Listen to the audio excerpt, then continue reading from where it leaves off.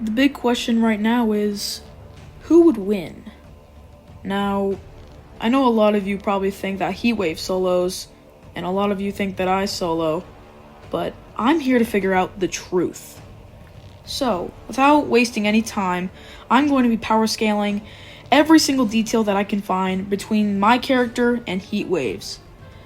Again, let's not waste any time, let's get right into it. We'll start with Heatwave.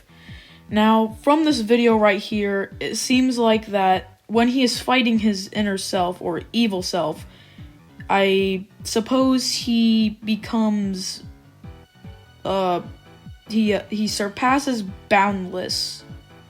I am not sure how that is possible, but, I guess it's true.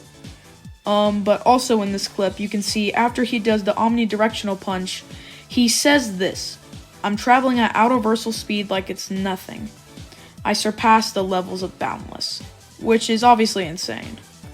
And for speed, I don't really think Cayplos really has anything against this, cause, yeah, he's usually just teleporting around. But from that case, at least we can tell that he's faster than Cold Wave, since basically the teleportation is flash step, or flash step is teleportation, basically. So, obviously, Heatwave will take speed for this, so, going on to strength. For strength, Heatwave and Cayplos have been seen doing the exact same thing. The table flip, or the omnidirectional punch, etc. But here's the thing. Cayplos usually uses his strength, or he usually just fights with his hands. Heatwave usually fights with his abilities.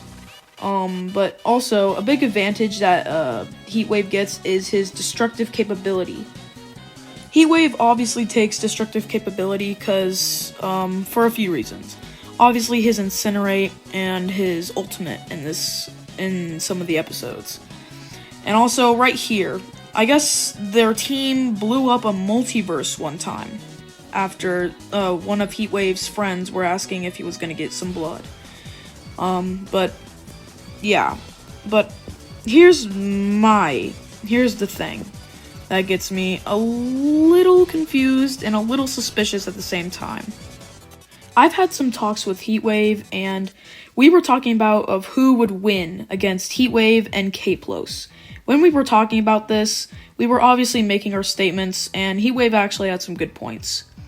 Back then, episode 3 was not out, so we did not really know what Cayplos's capabilities were. He didn't fight at all in the series. But right after the argument that we had of who would win, in this scene, I feel like that he just did this so Heatwave could obviously surpass Cayplos. If you don't believe me, that's just my thought. You don't gotta believe me. I don't care. It's just what I think.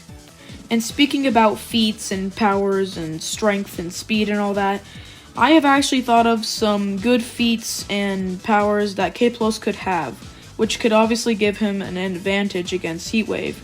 Now, I'm not saying I'm making these changes just so he can have a chance against Heatwave. I've already thought of these basically by the start.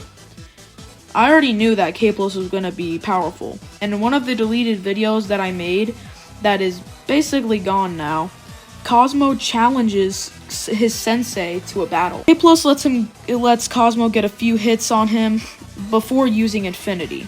After that, he uses a domain expansion, and he basically says thank you to Cosmo, because he was his only student, and he was very lonely. Cayplos was very lonely. Speaking about domain expansions, this is also a reason why Cayplos would have a bigger advantage about this. Cayplos would use a domain expansion on Heatwave to easily just make Heatwave stop thinking completely. And after that, Cayplos would pretty much just decapitate Heatwave if he really wanted to. Or he could spare him, maybe, and they would all be friends. But to be honest, they were already friends in the first place. So what's the answer? Who wins? I think you should all wait for episode 4, because then that's where things get really serious. See you guys soon. Release the brainstorm to make the motherfucking brain warm. A strange form, something kinda lyrical. something, so that's kind of spiritual.